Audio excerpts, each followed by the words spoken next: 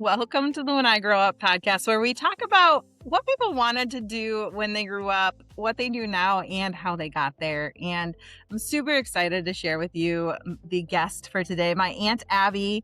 Her story is beautiful to me because it demonstrates just how much our deeper purpose, our deeper why we do what we do matters. It's shown throughout the stories of her life into the place that she is now, where she says she absolutely loves what she does. And it's not something she would have agreed to do without the encouragement of those in leadership above her. So I'm so excited to share her story with you today. Let's dive in. Welcome to the show. I'm so glad that you're here. I always like to start off my podcast by just asking you, what did you want to do when you grew up? So when you were a little kid, what was it that you wanted to do? Thanks for having me, Kaylee. I'm really excited to be here. Um, to be honest, I was not one of those people that had grand ideas about what I wanted to do when I was a kid. Honestly, Mm-hmm. between you and me, I just wanted to have a normal family. And so I don't Mm-hmm. even think I remember thinking I wanted to get married either, but I always just knew that I just wanted to Mm-hmm. have a normal life. And so I can't say that I ever had an idea what I wanted to do. However, when I Mm-hmm. was in high school, and it may still be around, I think it's named something different, but there was a place called Kent Skills Center. And I think it's still I around. It's think just it's called called, something a little bit different, but it's still around. I'm yeah, pretty sure it's still around. yeah. So And yeah. so the funny thing is I went to Kent Skills, and I still don't Mm-hmm. know if I went there because I wanted to get out of my regular classes, or if I really wanted to be a fashion designer, because that's what I went for. Uh-huh. So, yep. No real aspirations. No, I do remember the options even when I was a student were pretty limited. Yeah. Um, but yeah, you actually make a really good point on that too, though, because I talk to people in career work all the time about some of us just don't want to be in school. It's just not our favorite place. And so we want to find the ways that we can get through life without having to do a bunch of education. Not because it's bad, just because we don't want to do it. Yeah, and I Mhm. was never I was an okay student. I wasn't fantastic, and Mhm. not, not like other people in my family uh were outstanding students, and so the idea of doing something that didn't involve like reading, well, I would say I would say more like arithmetic. That was my thing that I wasn't great Mhm. at. Um, Anything Mhm. outside of that really interested me more than what I was learning in school. And that's what Kent Skills offered, was kind of, the trades. I remember there was like auto shop and things like that. Yep. Useful things other than the one I chose, fashion designing. It's fascinating to me because I did not know that about you. And I if listeners didn't catch it, this is my aunt. And so there's some familiarity here that is a little bit different. But I I I don't know. I think it's fascinating. I didn't know that about you, that you Yep.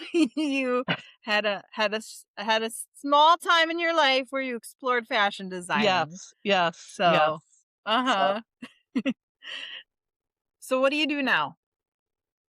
I am currently a supervisor at an insurance company. I manage a team of 7 adjusters, so I Mhm. help them with their daily tasks, which is adjusting claims, auto claims.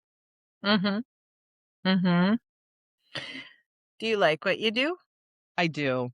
So, I Yeah. really do. Um, as a matter of fact, I was coaching somebody today and I was telling her I had to have a difficult conversation with her. She wants to get to a place in her career, but I don't really feel like she's there yet. And Mhm. I'm actually promoting somebody who started several months after her. And I Mm. wanted to have that conversation with her because I didn't want her to feel like I was overlooking her. But at the same time, when I decided to promote this other person, I felt like I owed it to her, to Mm. help her get to where she wanted to be. So I had a very frank conversation with her and I was like, I'm just telling you this, because I want to help you succeed. And I don't want you to feel I don't want you to feel bad. I have confidence in you. I'm gonna, pour myself into you over the next month or two, and I'm gonna get you there. And she said, "No, you've Mhm. never made me feel stupid or feel inadequate." She said, you always know how to talk to people." And I said, "It's funny that you say that because I mean, of course, as a supervisor, I have tons of meetings now, like tons, and I probably am involved in at least 6 different company initiatives outside of my normal work. And Mhm. I don't enjoy that stuff. I do it because it's required of me and I do it to the best of my ability. But what I enjoy is coaching, mentoring, um, training, Mhm. that kind of stuff. Because prior to being a supervisor, I was an adjuster myself. So I got really good at it. And so I love training people how to do what I used to do very successfully and giving them the tools that I use to be successful. So, That's awesome. And I'm gonna speak on behalf of I'm not even obviously on your team, but I'm gonna speak on behalf of your team for a moment because I see a lot of people who struggle with leaders who don't pay attention to the individuals within the team in the same way. And I'm sure that you have created a very safe and warm and team-oriented environment with your members. So that's just well, incredible. and I just Mhm. really encourage, like, I have a single mom on my team. And man, I tell you what, I just love seeing her succeed. She's so driven. And she tells me Mhm. all the time, she says, "I've never had a boss that had so much faith in me." And she's just, I mean, I've just watched her grow she was one of my original ones. So when I arrived last April, she had not Mhm. only been not properly trained, but she had some bad habits. So we kind of had to go back. And she was open to Yeah. that, and now she's just like, the sky's the limit, and I just see great things for her and other people on my team. I have another girl on my team who, as a matter of fact, if I have time today, I'm gonna write a letter of recommendation for promotion. And she's been only on my team Mhm. since last May. And the good news is Mhm. these girls that I'm promoting, they get to stay on my team, which is really cool. They'll just be doing a different level of work. But this one girl that I'm going to promote, she's actually graduating with a master's degree in leadership this fall. And right from the beginning, I mean, I remember first day I met her, she's full of energy and her legs wouldn't stop shaking. I said, "Are you shaking?" She goes, "No, I'm just full of energy." And I've come to appreciate that in her. And the funny Mhm. thing is probably the first week that she was working for me, I always still have one-on-ones with my team because I want to, coach them and give Mhm. them, we work on goals and stuff. And I said, "So what do you see long term?" And she said, "I want your job." And I was like, "All right, well, I just got here last month, but come and get it." Uh-huh. And I have no Yeah. doubt if she continues on the path that she's on, I mean, I'm nearing the end of my Mhm. career. and it would be very Mhm. possible that she could become Yeah. my successor, you know? Yeah, Mhm. I love my job. Well, walk me through that. Walk listeners through that in terms of, you are in a space of leadership now, and I think a lot of people know that you have to almost, well, quote unquote, start at the bottom, but there is a process to getting where you are. And so, can you kind of walk through how long it took, what you Sure, did, and what it takes to be sure. in your role? So I started out as an auto claims adjuster, and going Mhm. back to what I said about never being driven to want to do a certain thing. Mhm. So I worked various jobs, you know, and for whatever one reason or another, they just didn't light a fire in me. And Mhm. I had applied at my company once before and I didn't get hired. And I was working at a bank and I just didn't see any way that I was going to advance unless I moved to a different branch, and even then it's pretty limited unless you want, I mean, I was a teller supervisor. The next thing up is like a branch manager. Did I love it enough that I wanted to manage? Probably not. So I knew it was time to move on. So I applied at my company again, and I live a mile from the corporate offices. So it just seemed natural. And I love to support my community. And the company that I work Yeah. with is very community involved. And so that was attractive to me. And so I applied Mhm. again. And it's funny enough, one of the women that interviewed me is now my current boss. So that's interesting because she obviously liked me at the beginning enough to hire Right. me. So anyway, since then I had, let's see, there was Fred, there was Scott, there was Jeff, there was Eric. So from All the 2017, leaders. yep, that's all my Uh-huh. bosses. And without fail, Mhm. they all had a big part in where I'm at today. Like my first boss, Mm. he was an Mhm. encourager. And then my second boss, Scott, he was the one who I Mm. learned probably the most about the meat of how to read a policy.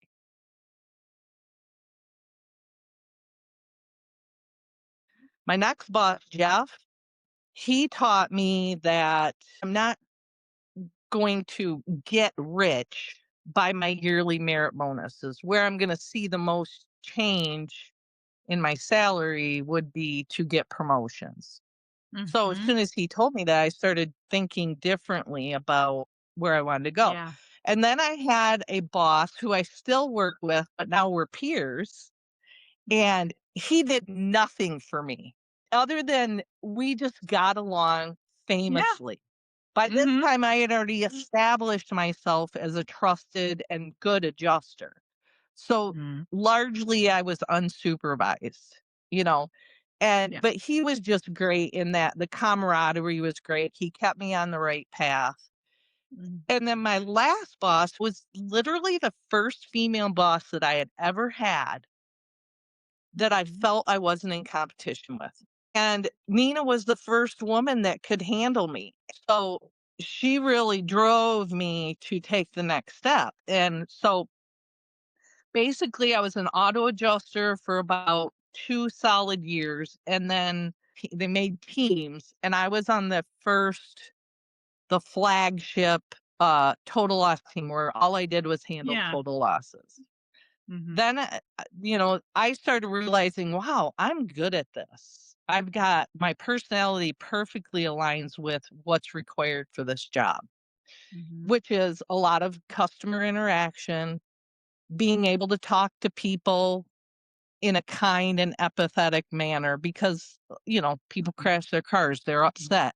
People's houses flood, they're upset. You got to be able to understand where they're coming from. So I Mhm. realized that I had all the innate qualities to handle what I did. And if I just followed the tutelage of all these supervisors, I was going to get to where I needed to be. So then they created an inside team. Then I think it was 2020, they actually promoted me, so they gave me the title and the Okay. raise, Yeah. Mhm. and then, I was on that team for about 5 years. I wasn't really thinking, "Oh, the next step is I wanna be a supervisor," because honestly, I had a pretty nice gig, and I coulda just rode that out for the next few years, but per about 4 months before my position became available, a girl that I used to work with in auto, she became a supervisor in the auto department too. So she's reaching out to me. My boss, Nina, was encouraging me. I had other people saying, apply for this job. You do great. And so that's what I did. I applied, and I think there were 8 other people that got interviewed internally and outside, and I they gave me the job. So Mhm. So if I were to kind of summarize that, it sounds like what fascinates me is you were in a bank and you were kind of moving up into the supervisory role, and you were like, "Nope, I'm out. I don't want to do management." But then here you kind of had the same you were working your way up, but you had the same point where you went, "No, I'd be okay right here." And it was yeah, I think it was because of the trust that you have in your company that you were willing to yeah. listen to the people above you who said, "No, you are the kind of person we want leading." And so you trusted them and stepped into that role. Um, this may sound like a funny question, but do you which do you like better?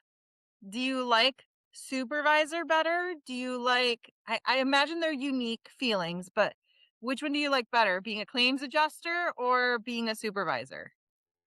I like being a supervisor better. I Yep. mean, that plays into my whole personality.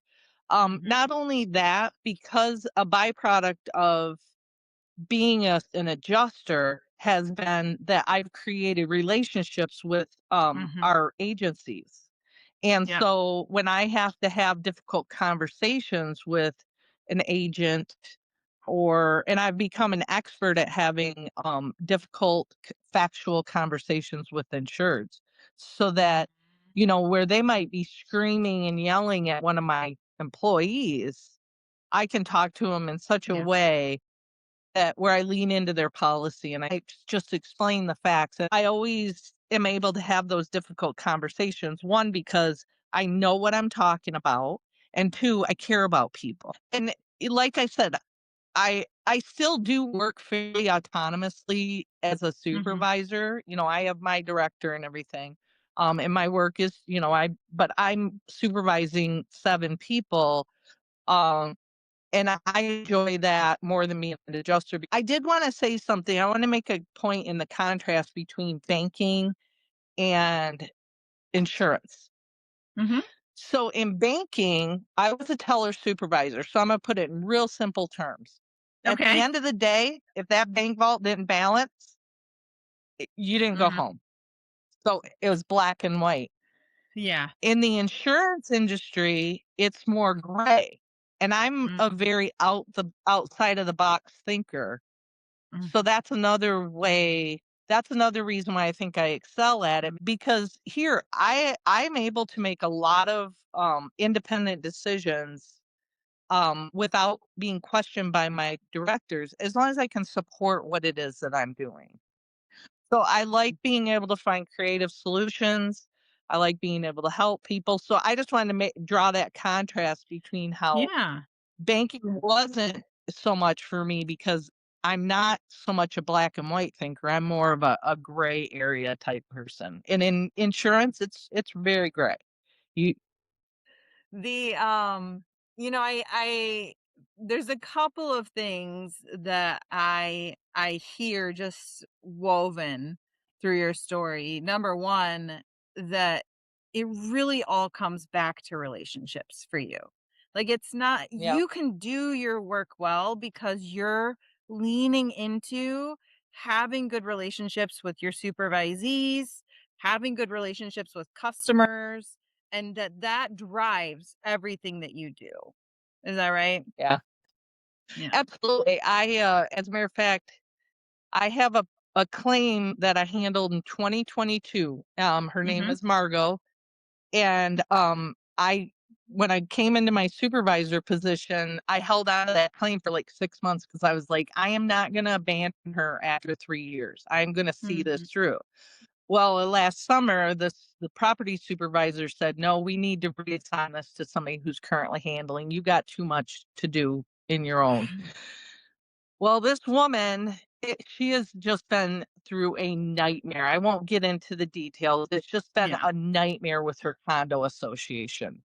Mhm. And she called me today and we talked right before this podcast. We talked Yeah. at length and she was asking me about the new adjuster, who of course I said I've worked with her for years. She'll do a Yeah. great job. But I told her, I said, Margot, I hope you don't think that I abandoned you because even though they took that claim away from me, I've had an alert on it this whole time. Because that Mhm. relationship that I built with her over 3 years was important for me to see through to the end. Yeah. And Yeah. so yes, relationships on every level have been very important to me, and those relationships have helped me to get to where I'm at. Yeah. And it may sound really funny, but when I asked you at the beginning, what did you want to do when you grew up? And you said, well, I just want to have a normal family. It still speaks to just how important relationships were to you even back then. Like Yeah. you have always been driven by relationships your whole life. That's Yeah. been the driving force. So Yeah, you have a little bit of background on that, so yes, it's a fact for I do. I also could kind of sense you like created like a normal work family. Like there's some part of my brain that's like she kind of created it a family in is. her work too. I did. As a matter of fact, this today in our team, one of our I had a short meeting with them and I said, "You guys, when it gets warmer, I said I thought about having you guys over this winter, but then I decided I want to wait until it gets warmer because I got a beautiful yard Yeah. and I want you guys to come over and we're going to I want you to be able to invite your families." And I said, I've got some games, we can eat some food. And Mm, I have across the board, I have a great working relationship with every single person that works for me. Not only that, yeah. but people on the other teams. And so, Mhm. yes, I want to build those relationships outside of work. Um, and because now it's important for them to know each other as well. So yeah, that's on a plan Mhm. is to have a little get together. Mhm. Yeah. Yeah. Man, thank you again for being on the podcast. I told you already, but I feel like I learned even more about you and it's really fun to have this conversation with you. Yeah, I appreciate you having me. I've had fun. I love talking about my job. I do. It's I good. tell people about it all the time. So I Yeah. And figure I think what I've been there 7 years. So by the time I'm done, I'll be there like 15, 16 years. That's a nice ride. yeah. Well, I think what I love about this podcast is it's not this is going to sound really funny, but like it's not like every person who loves their job is like saving lives in some big grand way. Like you are a supervisor for an insurance claims company that may not on paper sound like a grand job, but you love it because of all of the ways that you're able to connect with like that bigger piece of relationships, and I love Yeah. that. No, I've come in contact with a lot of hurting people over the course of Hmm. my career, and if I can help them, then I'm going to do my best, and it gives me a lot of joy to help them. So, Yeah. but yeah, it's a great career. You got to have the chops for it. Claims isn't for everybody. But if you're trained by the right people, you can do it. It can be a good career. Yeah. I hear that. So what about you? Do you know what that driving force beneath you is? Is there a value that you aim to find in any direction that you go? Because sometimes the specific job title doesn't matter as much as that deeper meaning behind what you do. And you can find that in so many incredible places. If this episode was helpful for you, please like, subscribe, and share, especially share it with the people you think need it most. And if you would like to share your own story, go find someone and share it with them. Talk to them about what you wanted to do when you grew up and where you are now, and see if they can find the themes for you. I can't wait to talk to you on the next episode, where we're going to dive into another story of someone entering into a career that they absolutely love. Take care.